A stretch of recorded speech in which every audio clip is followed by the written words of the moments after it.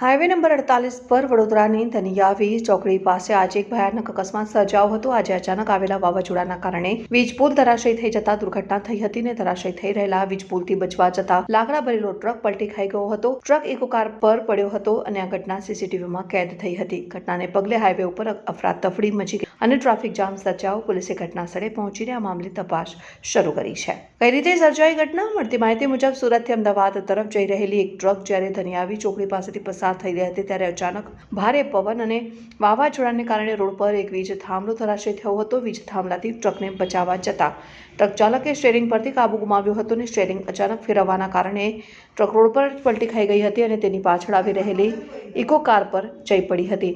અકસ્માત થતાં જ આસપાસના સ્થાનિક લોકો તાત્કાલિક મદદે દોડી આવ્યા અને આ ઘટનામાં ટ્રક ચાલકને ઇકો કારના ચાલક બંનેને ઈજાઓ પહોંચી હતી।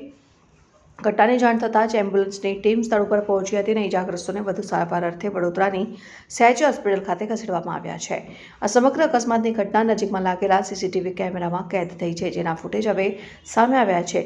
વડોદરા પોલીસે ઘટના સ્થળે પહોંચી ટ્રાફિક ક્લિયર કરાવ્યો હતો અને આ મામલે આગળની કાયદેસરની કાર્યવાહી હાથ ધરી છે।